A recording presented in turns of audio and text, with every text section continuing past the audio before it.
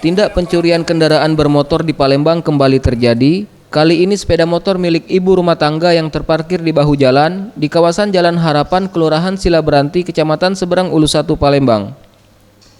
Santi pemilik motor langsung melaporkan kejadian tersebut ke Sentra Pelayanan Kepolisian Terpadu Polresta Palembang. Berbekal laporan yang masuk, petugas pun langsung menyambangi lokasi kejadian dan langsung melakukan olah TKP serta meminta keterangan sejumlah saksi di lokasi.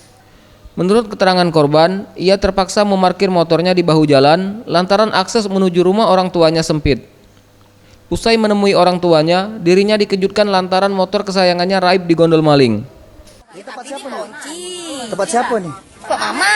Nah, pas ketahuannya jam berapa ya? Jam pagi tadi. Motor? Nggak ada lagi? Ada lagi. Tidak, lah. Korban ke rumah orang tuanya di Gang Bakti.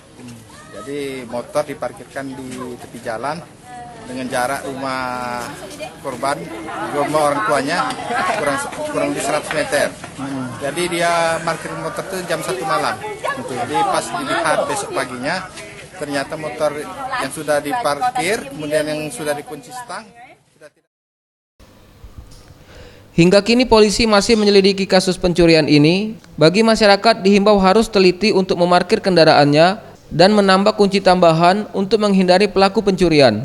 Tim Liputan Sriwijaya TV.